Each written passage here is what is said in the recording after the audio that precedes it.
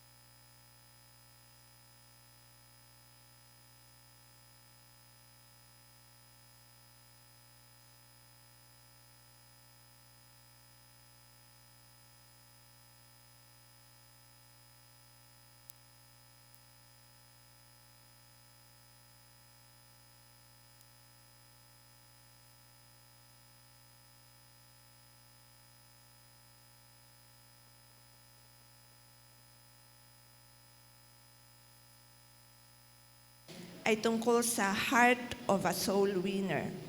Puso ng isang soul winner. Ano ang soul winner? Ano ang soul winning? Ito ay sa ating terminology, soul winning is helping somebody find his way back to God.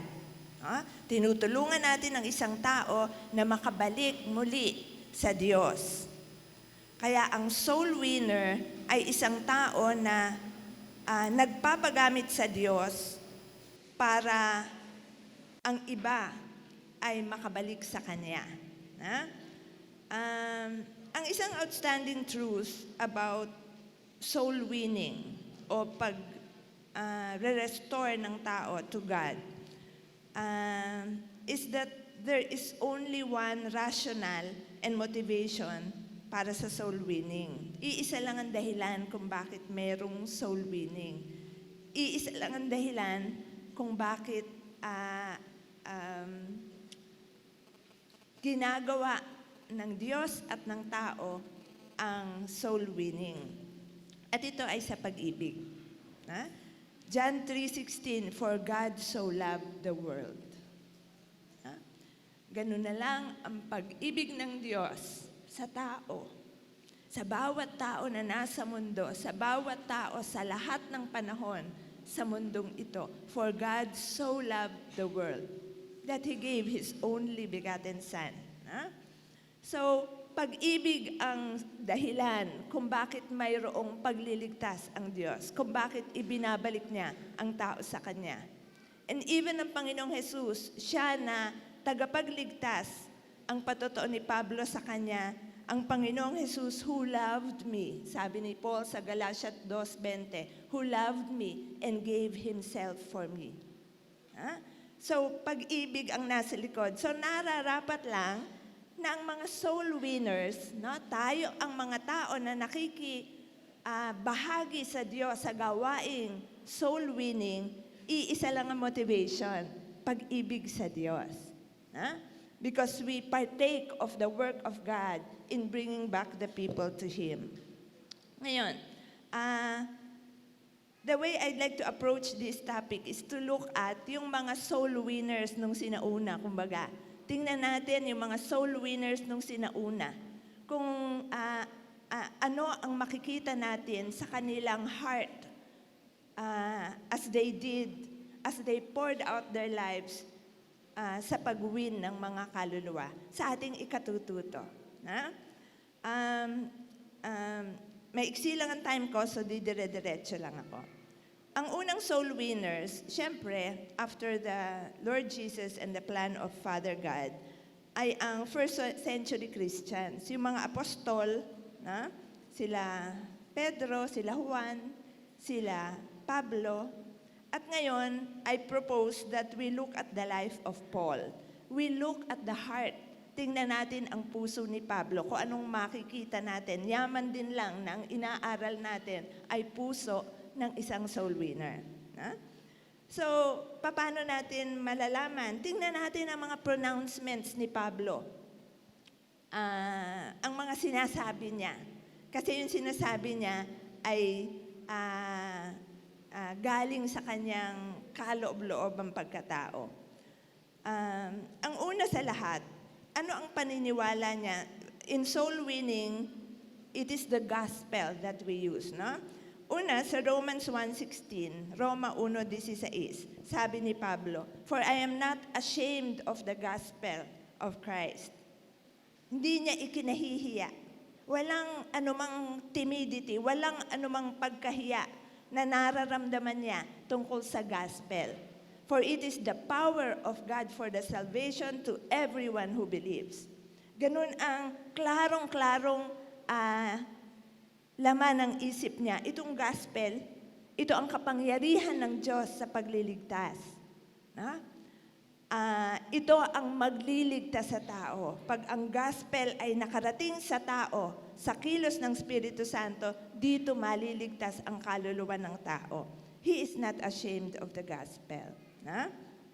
Pero bukod doon, alam niya.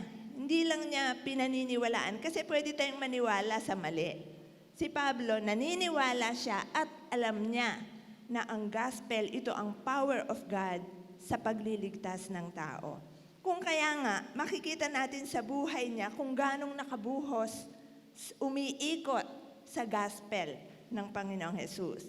Sa Romans 15, verse 16, titingnan natin yung tingin niya dito sa pagkatawag niya bilang tagapagdala ng gospel. Sabi niya, verse 15, sabi niya, "The grace of God gave me to be a minister of Christ Jesus to the Gentiles. He gave me the priestly duty of proclaiming the gospel of God, so that the Gentiles might become an offering acceptable to God, sanctified by the Holy Spirit."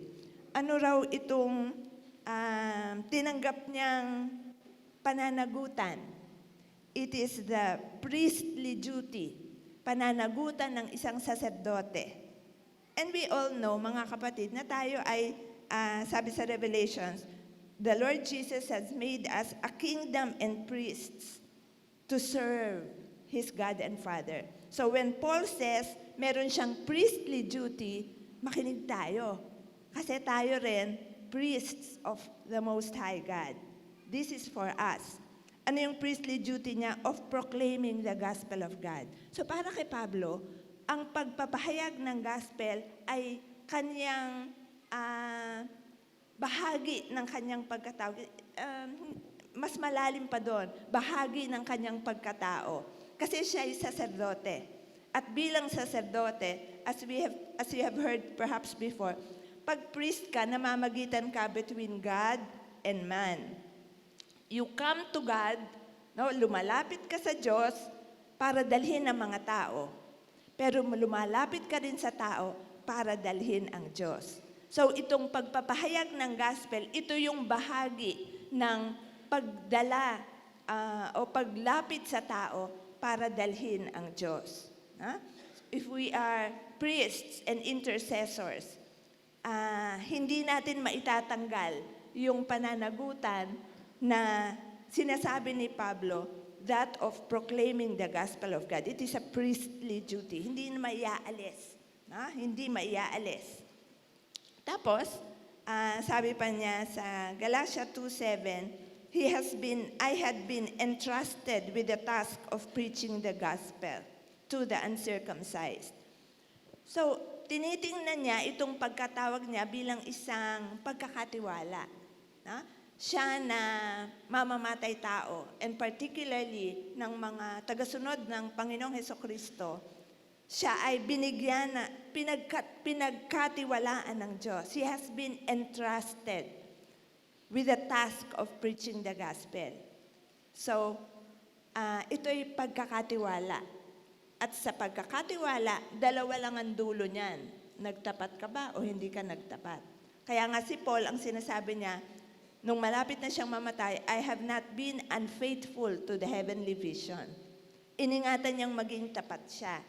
So tayo rin, ito ay pagkakatiwala. Our participation in the work of God, of proclaiming the gospel of God, it is a trust. Ito ay pagkakatiwala. Nagtitiwala ang Diyos sa atin. Nahahawakan natin, iingatan natin, tatapusin natin yung task of proclaiming the gospel of God sa buong lifetime natin. Kaya kung titingnan nyo, ang buhay ni Pablo nakatuon dito sa gospel, dito sa pagdadala ng gospel. Kaya nga ang paninindigan niya, handa siyang gawin ang kahit na ano. Alam nyo, pag nagbasa tayo ng Bible, parang andaling maunawaan ng utak. Pero yung mag-grasp yung truth, yung makita yung implication, yung ma-convict at ma-cut to the heart, ibang level yon. Pero si Pablo kasi, sabi niya sa 1 Corinthians 9:22, to the weak I became weak to win the weak. Sa mahina, naging tila mahina ako para ma-win ang mahina. Tapos sabi niya, I have become all things to all men so that by all possible means I might save some. Ang lahat ng magagawa niya para madala ang gospel sa lahat ng tao na kaya niyang abutin, ginawa niya. I have become all things to all men. Kung sabi nga niya, dun sa mahina, hindi ako nagmalaki ng lakas. Pumantay ako sa lahat ng tao. Nakibagay ako sa lahat ng tao. Pinuntahan ko ang lahat ng tao. I have become all things to all men so that I might, by all possible means, I might save some. Very inspiring yung yung paninindigan niya sa gospel. Tapos ano ang view ni Pablo sa buhay vis-a-vis yung gospel ng Lord Jesus Christ? Sa Acts 20, verse 24, sabi niya, I consider my life worth nothing to me.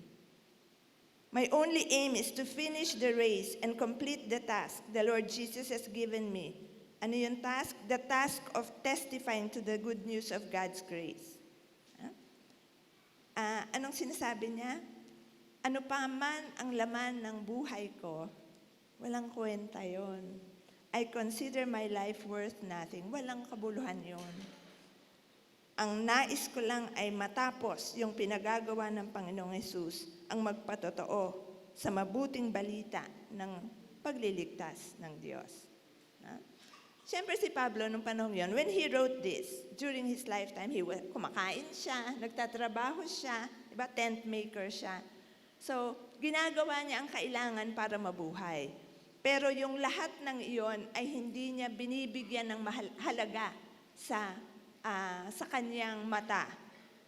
Yun ay kailangan niya para mabuhay, pero ang halaga ng bawat sandali, ng bawat hakbang, ang halaga ng buhay niya ay yung matupad at matapos yung task of testifying to the good news of God's grace. So, hindi naman niya sinasabing, huwag na kayo magtrabaho, walang halaga yan. Hindi niya sinasabing yon. Kasi kailangan natin yan para mabuhay. Pag namatay tayo, mauudlot yung ating pagtupad sa pananagutan. Wala siyang sinasabing gano'n. Pero ang sabi niya, yung mahalaga lang, yung tunay na mahalaga, yung pinakamahalaga, ay yung task of testifying to the good news of God's grace. Yun yung sabi ni Pablo. Kaya nga, sa Acts 21:13, sabi niya, I am ready not only to be bound, but also to die in Jerusalem for the name of the Lord Jesus. Ang buhay niya ay para sa Panginoong Jesus at sa gospel ng Panginoong Jesus. Kaya kung kakamatayan niya yon, i-embrace niya ang kamatayan. Handa siyang mamatay para tapusin yung kaniyang pagkatawag to testify tungkol sa Panginoong Hesukristo. Buhay at kamatayan. Kaya nga sabi niya dun sa ibang letters niya, di ba? To live is Christ, to die is gain. Everything is dung. Lahat ay parang dumi. Ang mahalaga lang ay yung pagkatawag to testify to the Lord Jesus Christ. Tapos, meron pa siyang sinulat sa Roma 9:3-4, yung unang bahagi ng 4, na mapapaisip ka, sabi niya, For I could wish that I myself were cursed and cut off from Christ for the sake of my people, those of my own race, the people of Israel. So parang sinasabi niya, gusto ko pang mapahamak na ako kung ang ibig sabihin nun ay maliligtas ang aking bayang Israel. Parang he cannot see himself being saved without his people being saved. Hindi niya makita na magandang bagay na siya ay maliligtas kung mapapahamak ang kanyang bayan. It's very striking kasi minsan, ang saya natin na ligtas tayo. Pero, okay lang na yung iba hindi. Diba? Hindi naman natin sinasabi yon, hindi naman natin iniisip yon. Kinikilos lang natin. Diba? And actions speak louder than words. Diba? Kasi kung wala tayong ginagawa or hindi natin sinasagad ang kaya para ang iba man na kaya nating abutin, yung kaya lang. Hindi naman hinihingi ng Lord yung buong mundo sa atin. Yung kaya lang. Yung kaya lang natin ay madala natin sa Panginoong Jesus. Yung attitude na parang hindi ko matiis na maliligtas ako. Tapos yung pamilya ko, hindi. Parang hindi ko kaya yon. Parang ganitong pinanggagalingan ni Paul when he said that. Hindi ko kayang maligtas ako. Tapos yung bansa ko, mapahamak. Parang ganun yung laman ng puso niya. So, we know Paul. We are cell leaders. We have studied a lot. Alam natin ang Biblia. Nagde-devotion tayo every day. So, kung 2 taon na tayo, siguro 2 ikot na tayo ng Biblia. But I am sure the majority of us ay mas matagal pa na mananampalataya, mas matagal pa na nagde-devotion. Ang dami na nating ikot sa Biblia. So, kilala natin si Pablo. Alam natin ang buhay niya. At itong mga salitang ito, nagpapatingkad ng paninindigan at halaga na binibigay ni Pablo sa buhay niya. Ang halaga lang ng buhay niya ay ang maligtas ang iba at matupad yung pinagagawa ng Panginoong Hesus sa kanya, which is the same, yung maligtas. Maipahayag ang gospel for the purpose of maligtas ang iba. So, si Pablo yon. Of course, hindi na natin tatalakayin sila Peter, pero pare-pareho sila ng paninindigan. Representative lang si Paul. But let us go to the early church. Si Pablo lang yun eh. Yung early church, yung iglesia, yung kabuuan. Kasi baka naman si Pablo lang. Paano yung iba? So baka naman sa atin, pwedeng si pastor na lang. Okay na tayo. Pero tingnan natin ang early church. By early church, ang ibig kong sabihin yung 1st to 3rd century church. Ibig sabihin from panahon ng Panginoong Hesus hanggang 300 AD. In the first place, logic lang, magsasabi sa atin na hindi si Pablo lang, hindi yung mga apostles lang. Yung mga sumunod sa kanila, share the same zeal. Bakit? Kasi kung halimbawa ang sigasig sa pag-share tungkol sa pagliligtas ng Panginoong Hesus ay nasa mga unang apostol lang, magiging Kristiyano yung pangalawang henerasyon, pero tapos na after that. Diba? But it has reached our generation.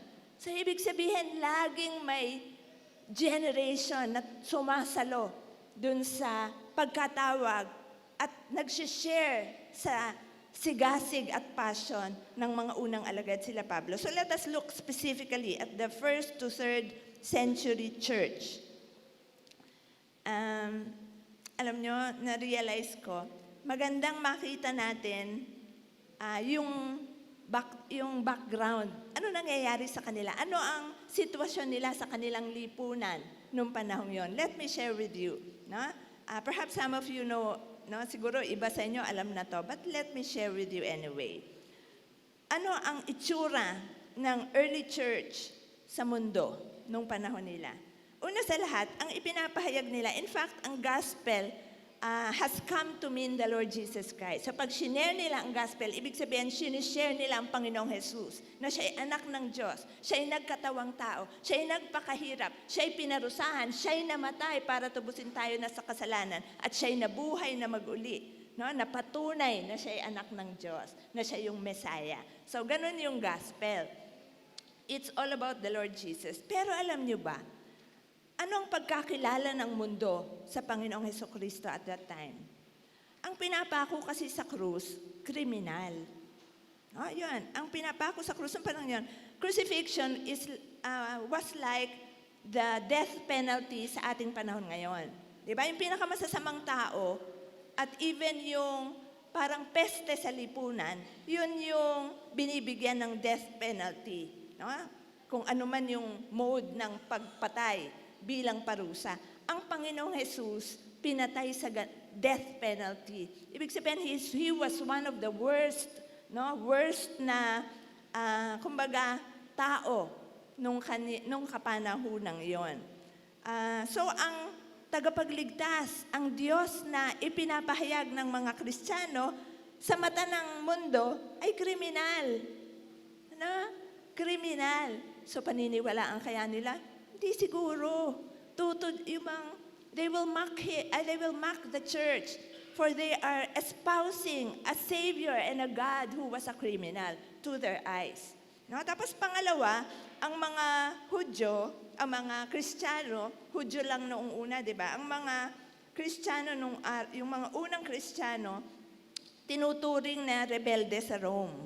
Kasi at that time, Roman government ang ang nagre-reign sa Israel, and for most part of the world.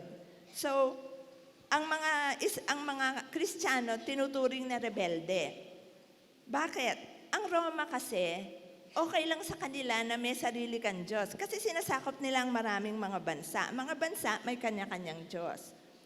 Hindi naman nila pinagbabawal 'yon. Pero ang dinedemand ng Roma, okay lang ang Diyos mo,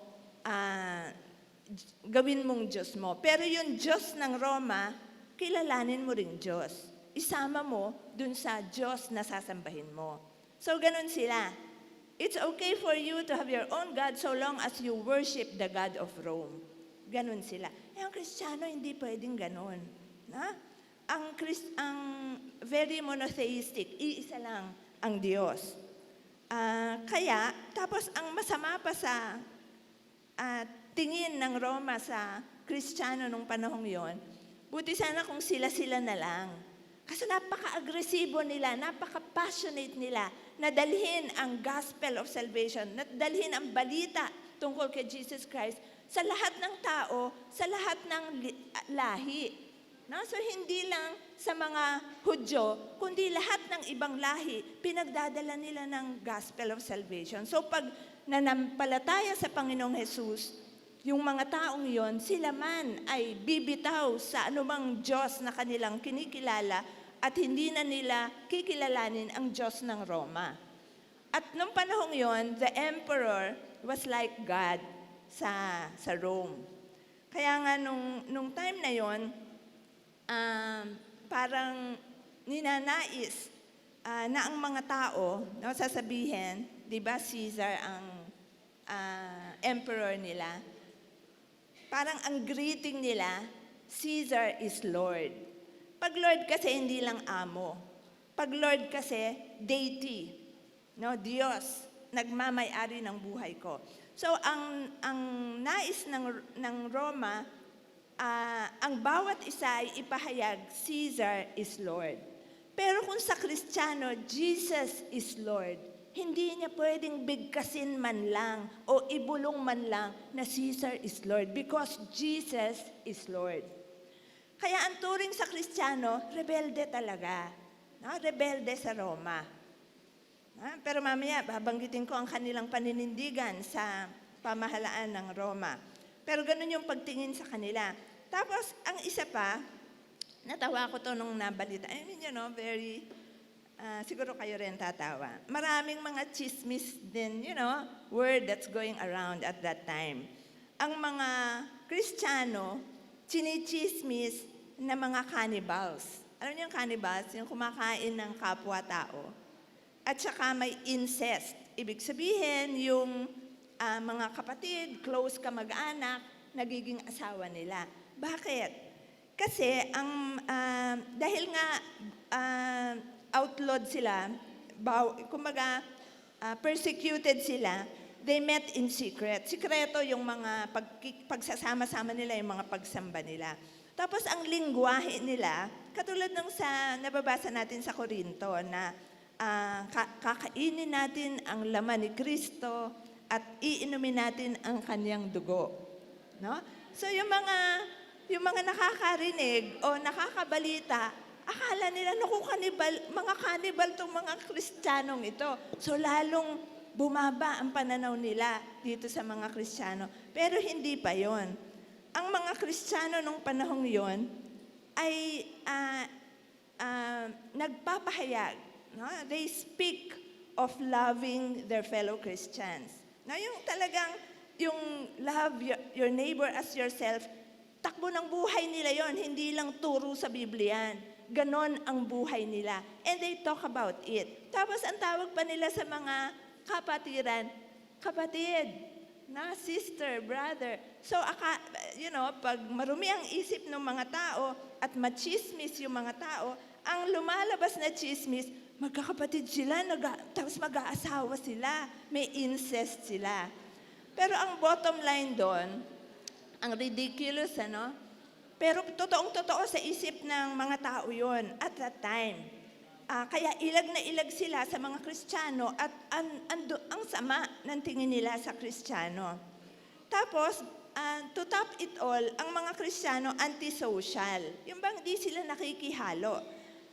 Hindi sila dumadalo ng mga, alam niyo ba yung mga gladiator games, yung mga naglalaban, parang pinagsasabong yung mga tao o kaya yung mga lion, yung mga animals, lalabanan ng mga gladiators. Tapos nagpapatayan sila, tapos habang nagpapatayan sila, mga tao, palakpak ng palakpak, parang nonood ng basketball, no, yung ganoon. Kaya lang, ang tingin nila doon, mamamanhid ang puso ng Kristiyano dahil sa commonplace ang violence doon sa mga arena. So, hindi dapat panoorin yung ganon. Kaya, hindi sila dumadalo, hindi sila nag-a-attend ng mga ganon. Tapos hindi sila nagbabasa ng pagan literature, yung mga babasahin nila doon nung panahon yon. Kasi tungkol sa mga Diyos nila, tungkol sa mga practices nila. Tapos may mga trabaho na hindi nila papasukan. For example, hindi sila magiging sundalo, yung mga Kristiyano. Bakit? Kasi baka ang order ng kanilang kapitan ay mag-conflict sa loyalty nila sa Panginoong Jesus. I am amazed at such loyalty to the Lord Jesus. Pero meron pa. merong mga trabaho rin na hindi nila papasukan. For example, yung painting o sculpture. Hindi sila magtatrabaho ng ganyan. Bakit? Kasi papasok sila sa idolatry. Magpapagawa ng mga Diyos-Diyosan. Tapos dahil yun yung trabaho nila, gagawin nila yon, na makikisangkot sila sa idolatry. Kaya hindi nila pinapasok yung ganung trabaho. Hindi sila nagiging teacher. Bakit? Kasi yung mga teacher, kailangang ituro dun sa mga bata yung tungkol sa pagan gods. So mag-e-espouse pa sila ng pagan belief sa mga taong kanilang tinuturuan. Kaya sa mata ng mundo, antisocial sila. So sa ganoong realidad ng mga Kristiyano ng first to third century world, anong tingin natin sa kanila? Siguro katawa-tawa sila na at the same time, galit na galit siguro yung mga tao sa kanila. Diring-diri siguro yung mga tao sa kanila. No? Yung bang hindi lang second, baka third class, fourth class citizens ang tingin ng mga tao tungkol sa kanya. Yet, and this is the big surprise. Ang patotoo sa Acts 17:6, itong mga Kristiyanong ito, they turned the world upside down. Binaliktad nila ang mundo. No? Hindi sila kapanipaniwala. Ang sinasabi nila ay hindi kapanipaniwala, pero binaliktad nila ang mundo. Anong ibig sabihin nun? Naniwala ang mga tao sa kanila. How can that be? Paanong maniniwala ang mga tao sa kanila? Yon ang tingnan natin. Of course, we all know yung record ng scriptures na yung mga, di ba nagkaroon ng persecution after si Stephen ay pinatay? Tapos nagsipangalat sila. Pero ang record ng scriptures, kahit saan sila pumunta, yung mga umalis sa Jerusalem ay nag-preach, nag-share, o nagdala ng salita ng Diyos kahit saan sila pumunta. At ang record din ng Acts, a great number of people believed and turned to the Lord. So maraming taong naniniwala. Bakit? Bakit? Let me share with you ang ilang mga bagay kung bakit naging kapanipaniwala ang kakatuwang grupo ng mga taong ito sa mundo nila. Una, what is outstanding about them ay yung conviction sa kanilang sinasabi.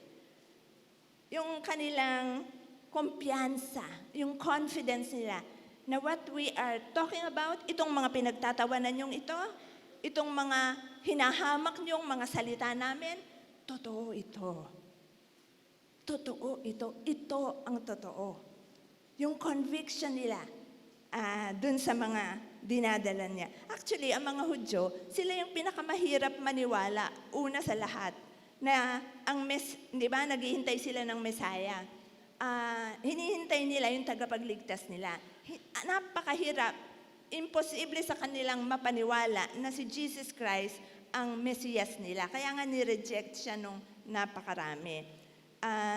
Kasi iba ang inaasahan nila, hindi yung mamamatay. Na?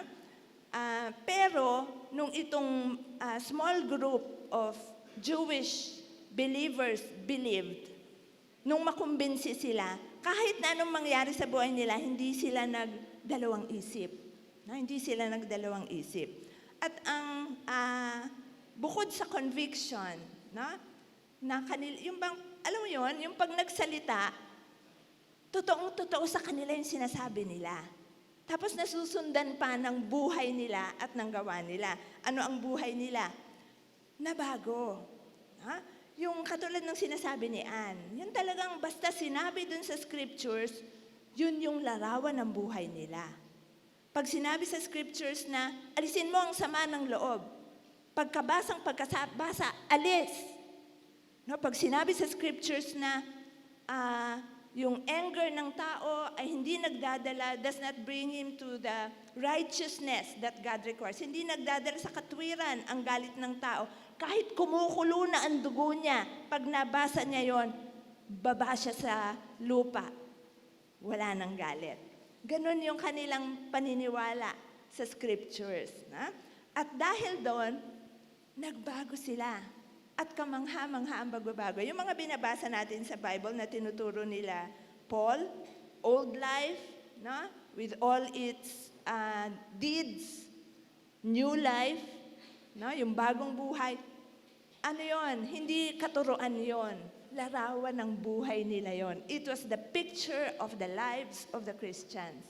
Na ang isang nabasa kong magandang halimbawa, si Apostle John. Di ba tinawag si Apostle John na Son of Thunder? Anak ng kulog. Bakit siya tinatawag na anak ng kulog? Hindi eksaktong ipinaliwanag, pero pretty much, siguro dahil para siyang kulog, nakakagulat, nakakatakot, no? Siguro ganun yung personality niya. Pero sa sulat niya, sa Biblia, siya daw ang naging apostle of love. Diba? Puro pag-ibig. Basahin natin yung 1 John, 2 John. Puro tungkol sa pag-ibig. No? Yung mga ganong pagbabago, tingnan niyo yung pagbabago ni Pedro. Pabigla-bigla. No? Mainitin ang ulo. No? Walang self-control. Tapos pagkatapos ng tanggapin niya ang Holy Spirit, ibang tao siya. Parang ibang tao talaga yung pinagmamasdan mo as you read the scriptures. So yung personal transformation nila will make you, ako nga iniisip ko kung ako, pagano na nabuhay nung araw, kung ako ay hentil na nabuhay nung araw, tapos makikita ko itong mga Kristiyanong ito, iilan-ilan sila. Tapos ganun yung sinasabi nila na buong tapang, buong conviction. Tapos makikita ko yung buhay nila na wala kang maipintas. Kahit hentil ako o pagano ako, matitigilan ako Sabihin ko, iba tong mga to. Iba tong mga to. Naniniwala ako sa kanila. At yung pinaniniwalaan nila, parang gusto kong paniwalaan. It will really call the heart of the observer and the hearer and attract dun sa pananampalataya at paninindigan ng early Christians. Pero bukod dun sa personal transformation nila, may isa pang napakaganda, yung kanilang fellowship. Sometimes we stop at looking at transformation sa personal life. Maganda yan. In fact, kailangan yan, bunga yan ng pananampalataya. The obedience that comes from faith. Diba? Tinalikuran natin yung pagsuway, sumusunod na tayo kasi nananampalataya tayo. Pero hindi lang yon, yung fellowship, yung kalipunan, yung kalahatan. Anong nakita ng mundo sa fellowship? Yung pagsasama-sama ng mga unang Kristiyano. Dahil nga nagdadala sila ng gospel sa lahat ng uri ng tao, Hudyo man o Hintil, kung titingnan mo sila, sobrang ibang-iba sila sa isa't isa. Sabi nga, dun sa binasa ko, they transcended barriers. Kumbaga tumawid dun sa mga natural na barriers ng race, kasi iba-ibang lahi sila na. Sex, babae at lalaki sila. Class, mayaman, mahirap. At education, nakapag-aral at hindi nakapag-aral. At yung pagsasama-sama nila na iba-ibang klaseng tao, kasi nung mundong noon, kakaiba yon. It was already very attractive to the world that was watching them. Tapos, kung titingnan mo nga, even sa disciples ng Panginoong Jesus, makikita mo yung pag-o-opposite nila. Kunwari, merong Simon the Zealot, parang nationalista, radical. Simon the Zealot, parang radical, anong tawag doon? Parang radical, parang makibaka, wag matakot, parang ganon. Tapos, si Matthew the tax collector, yung isa, magkasama sila. Tapos si John at saka si Peter, magkaiba ang temperament.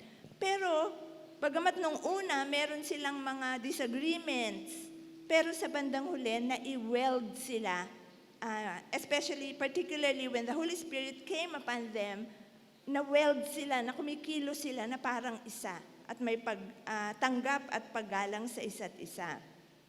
Tapos sabi sa Acts 2, 44, all the believers were together and had everything in common. Na? Walang mahirap, hindi kailangan maging mahirap. Kasi yung meron, nakikishare dun sa wala. They had things in common. Sabi yung isang nabanggit nga ni Ann kanina, may mga katulad ni Barnabas na para matugunan ang pangangailangan ng ibang mga kapatiran na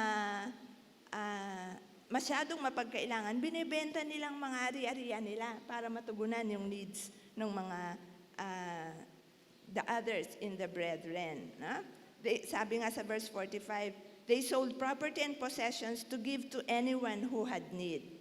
Binibigay nila sa mga mapagkailangan. Generous sila, generous sa mapagkailangan.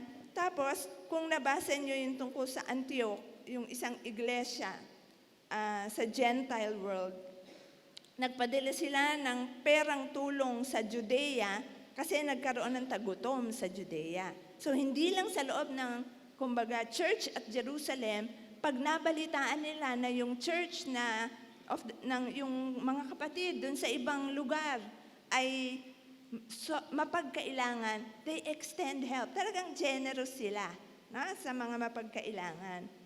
At nagmamalasakit sila talaga dun sa mga hindi pa nakakakilala sa Panginoong Jesus. Kung kaya nga pinadala nila si Pablo para ipangaral ang gospel, their very best. Yung pinakamabuti dun sa kalipunan, dun sa church na yon, pinadala nila para magdala ng balita tungkol sa Lord Jesus. And ang fellowship nila was characterized by one thing, pag-ibig. Nakikita natin yung turo ni John, turo ni Pablo tungkol sa pag-ibig. Totoong-totoo yun sa nakakalat na mga local churches across the world during the 1st to the 3rd century church. Hindi sila perfect. Hindi perfect. In fact, nabasa niyo ba yun sa Corinto? Di ba ni-rebuke ni Pablo, yung mga taga-Corinto? Kasi yumayabang sila kasi may mga spiritual gifts, may mga kaloob. Tinuwid ni Pablo yon. Meron ding ibang tinuwid sa Philippi, tsaka sa Rome, kasi nagkakawatak-watak sila, nagkakampi-kampihan sila, tinuwid rin sila ni Pablo. So, hindi sila perfect. Pero anong nangyayari? Kaagad-kaagad sa isang gentle na manner, may pagtutuwid. At tinatanggap ang pagtutuwid. That is what the historical accounts say. Nagbabago ayon sa pagtutuwid.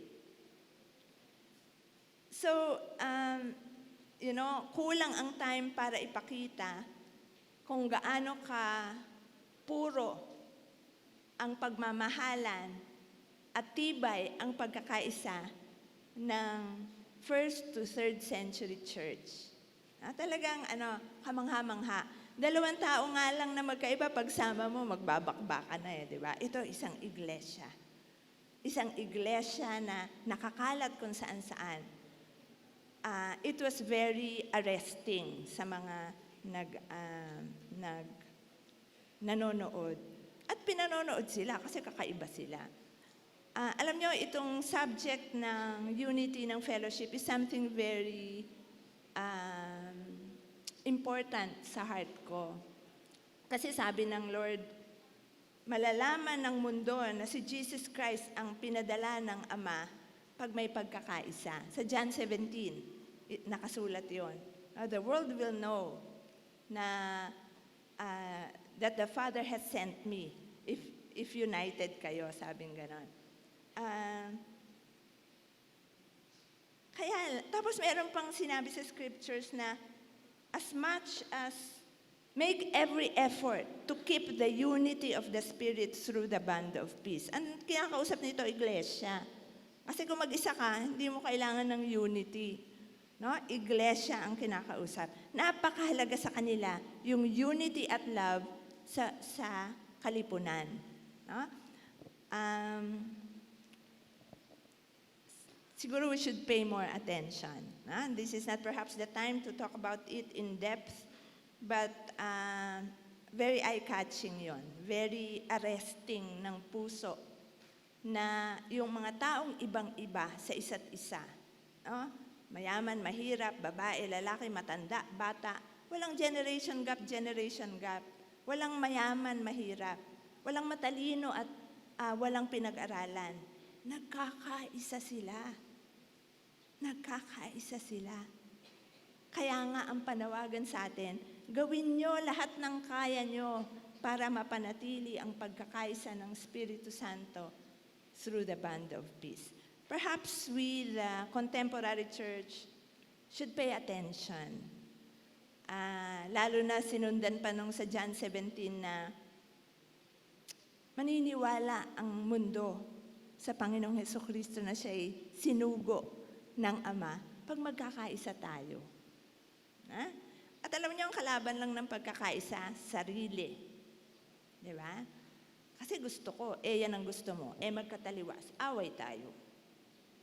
Maaring hindi tayo nagsasabunutan, maaring hindi tayo nagsasalitaan ng isa't isa, hindi tayo nagsusuntukan, pero yung loob ko, kaaway ang loob mo, yung loob mo, kaaway ang loob ko. Hindi tayo magkabati, hindi tayo magkaisa. We should learn, mga kapatid ko, we should learn. This is the testimony of the gospel of the Lord Jesus Christ. Now, we should pay more attention. Anyway, bukod doon, ang isa pa, na kapuna-puna sa kanila yung joy nila. Sabi ko nga, di ba, sa backdrop ng sobrang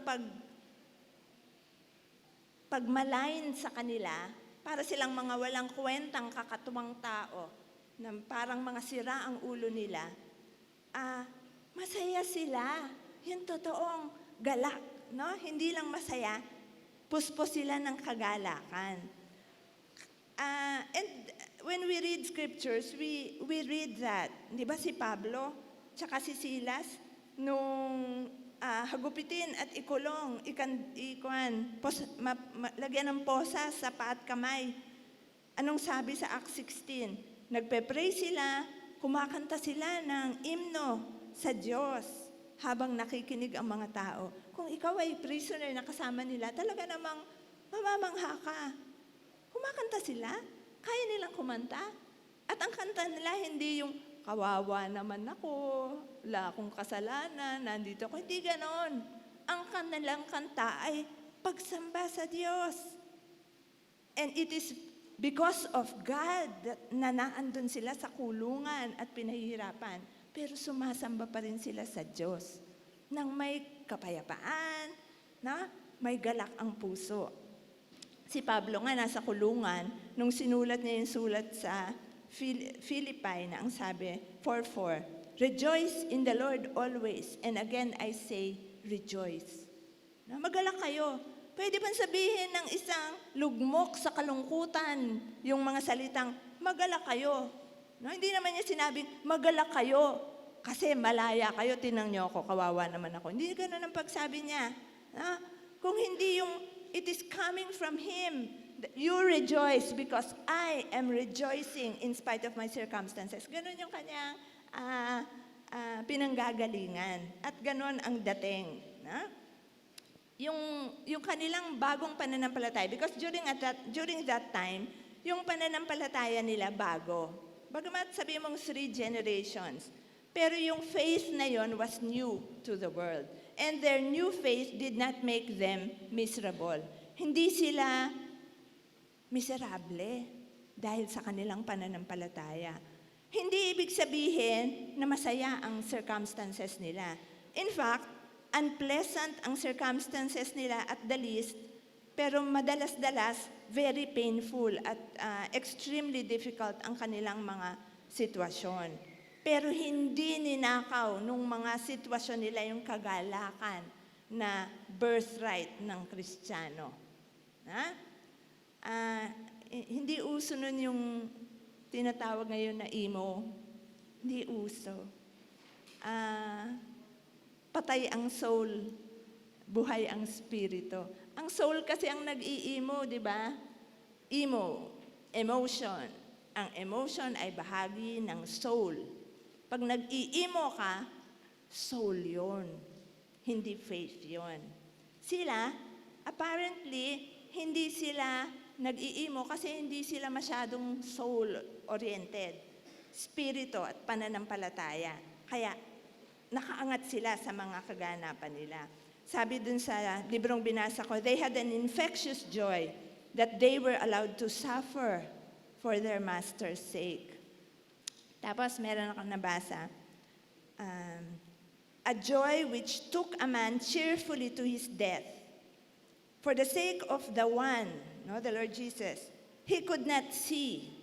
No? Yung isang tao na galak, even hanggang kahit patayin siya for the sake of yung Panginoon niya na hindi man lang niya nakikita, it made a profound impression on the ancient world. You will really pay attention. What kind of people are these? Na, ano ba itong pinaniniwalaan nila? Ano bang nakapagbago sa kanila? Sino ba to? Sino ba yung Diyos na sinasabi nila? You will really pay attention. No? Kasi ibang klaseng tao sila. Ha? At kasama ng kagalakan nila ay yung kakayahan nilang tiisin ang lahat ng pinagdadaanan nila sa buhay at sa kamatayan. Perhaps alam nyo yung mga martyrdom. May mga libro tungkol sa mga martyrdom. I'm sure nabasa nyo at the very least si Stephen, binato hanggang mamatay. Now, ganun yung mga martyrdom nila. Yung iba pinapako sa krus, katulad ng Lord Jesus patiwarik, katulad ng ibang mga apostles. Yung iba pinakakain sa leon o sa arena. Yung talagang yung bang a gruesome death ang kanilang hinaharap pag hindi nila nirecant, pag hindi nila tinalikuran ang pananampalataya sa Panginoong Hesus. Pero tiniis nila lahat yon at puspos sila ng kagalakan hanggang kamatayan. Tapos, bukod pa doon, ang isang karakteristik ng kanilang patotoo ng kanilang buhay at ng gospel na kanilang dinadala, yung power. Una, when they talk about the gospel, there is power. Nararamdaman ng mga tao yung kapangyarihan. Kaya nga sabi ni Pablo sa 1 Thessalonians 1:5, our gospel came to you not simply with words, but also with power, with Holy Spirit and deep conviction. So, yung pagpapahayag nila ng gospel, may kilos ang Espiritu Santo, may kapangyarihan yung salitang binibitawan at nadadama nung mga nakikinig. May power yung gospel na sinishare. Parang sa Acts 2:37, di ba? Nung nag-preach si Peter, ang sabi ng mga nakikinig, ang nangyari sa mga nakikinig, they were cut to the heart. Para bang napilas-pilas yung kanilang puso kasi dun sa narinig nila, na-convict sila. They were cut to the heart. Parang ganon, may kapangyarihan yung salita na kanilang dinadala sa mga tao. So, ang kamangha-mangha sa kanila, yung conviction nila, naniniwala sila, 100% naniniwala sila dun sa salita ng Diyos na kanilang daladala, sa sa gospel at sa salita ng Diyos. Yung passion nila, hanggang mamatay, walang bitawan. Hindi sila bibitaw dahil masakit ang ulo nila, dahil nawalan sila ng pera, pero lalong na kahit patayin, hindi sila bibitaw sa pananampalataya sa Panginoong Hesus. And then, yung determinasyon to carry the gospel to the peoples of the world. Yung talagang kahit saan sila pumunta, dinadala nila yung gospel ng Lord Jesus. I just want to point out, is it because very fresh pa ang tungkol sa Panginoong Jesus nung time nila, kaya ganun sila katindi sa pananampalataya? Hindi. Napakaganda ng paliwanag ng binasa ko. Sabi niya, yung mga talagang nakinig sa paan ng Panginoong Jesus, nakinig sa turo niya, kumain kasama niya, nakita yung mga miracles niya, tapos nakitang patayin siya. Pero pagkatapos ng 3 araw, nakitang nabuhay siya maguli. Siyempre, ibang klase yun, di ba? Walang makaaagaw ng karanasan na yung pinatay, nakita mong nabuhay, nakita mong umakyat sa langit, ibang klase yun. Pero remember, hanggang 3rd century to. Yung mga alagad lang. In fact, ang resurrection, yung 11 lang ang nakakita. No? So, pag yung mga talagang first hand na naranasan ang presence ng Panginoong Jesus nung nasa lupa siya, ito naman yung mga nagkwento at nagturo at nagpatotoo dun sa mga iba. Pero sa pagpapatotoo nila, yung mga nakikinig, nag-grip, yung bang biglang tumahimik ang lahat ng laman ng isip at puso kasi nakaka-grip yung sinasabi. Tapos pinili ng mga taong nakikinig na totoong-totoo sa kanila. It must be true. I believe. No? Naniwala sila, nanampalataya sila.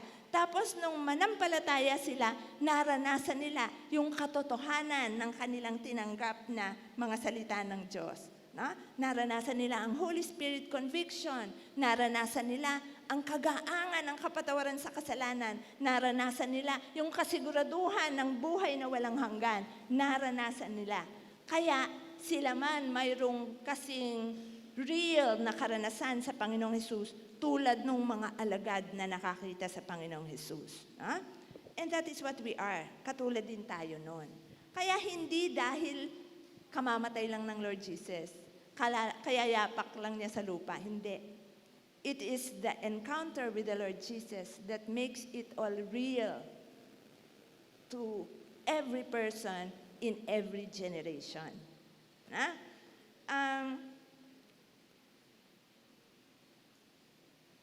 Kaya ang soul winner, I have to close quickly. Ang soul winner sa anumang henerasyon ay una sa lahat patotoo. Witness. Kasi personal encounter with the truth. Yan eh. And Jesus is the way, the truth, and the life. Pag wala kang personal encounter with the Lord Jesus, wala kang ipapatotoo. Diba? Sabi ni John, yung nakita namin, yung narinig namin, yun yung kinukwento namin sa inyo. Yun yung patotoo. Pag wala kang katotohanan na naranasan, pag wala kang patotoo sa buhay mo, dun sa reality ng Diyos through Jesus Christ, wala kang patotoo. At pag wala kang patotoo, timid ka. No? Maaring ang mind mo kumbinsido na, oo, dapat natin gawin yan. Dapat tayong mag-share ng gospel. Oo, tama yung Great Commission. Pero timid ka. Kasi wala kang ikukwento. Diba? Ang lahat ay tungkol sa patotoo. In fact, gospel, ang isang ibig sabihin ng gospel ay witness, patotoo, ng iyong sariling naranasan sa kapangyarihan ng Diyos at kapangyarihan ng salita ng Diyos na naranasan mo at nag-iwan ng marka na hindi mabubura sa iyong buhay time after time after time. Ang isa lang gusto kong banggitin, when do we encounter God? Is that only through our encounter? Is that only when sa Sunday worship? No, when we are in front of our God in His Word, when we pray to Him, kahit na tayo lang at siya, that is our encounter with God. Pero salamat sa Panginoon, ang daming corporate opportunity, sama-samang pagkakataon to encounter Him. Kaya lang, I can never speak too much about the importance of devotion. Not because it has to be checked, but because that is our personal encounter with God in His Word. Pag hindi natin masyadong sineseryoso ang devotion, hindi natin na-encounter ang God. Pag nagmamadali tayo mag-devotion, makakasulat tayo. Pero May sinabi ba sa iyo ang Diyos? Pag nagsalita ang Diyos at narinig mo, magbabago ka. So ang bottom line, may binago ba sa iyo ang Diyos? Kaninang umaga na mag-devotion ka? Kung wala, bumalik tayo. Hindi natin narinig. Kasi ang Diyos changes us from glory to glory. I can never speak too much about devotion. And it is, yung siguro hindi lang masyadong naiintindihan natin. Even tayo ng mga cell leaders, hindi siya pagsusulat sa notebook. Ang devotion ay pakikipag-ugnayan at encounter with God on a very personal level between God and us lang. Hindi siya pwede, yun nga, ulitin ko, hindi siya pwede madaliin. No? Hindi siya pwedeng madaliin. Hindi ko naman sinasabing oras ang dapat mong ilagak dyan. Pero we cannot be hurried and do our devotion. We will not hear. We can read the words in the Bible. We can analyze with our minds. But we cannot hear the voice of God. Remember, yung kay Elijah, nagkaroon ng, earthquake na mabiyak-biyak ang bundok. But God was not there. Nagkaroon ng napakalakas na hangin. But God was not there. Tapos nagkaroon ng gentle whisper. God was there. Kailangan tahimik tayo. Kailangan naghihintay tayo. But we need that personal encounter with God. Be it sa devotion, be it whatever opportunity.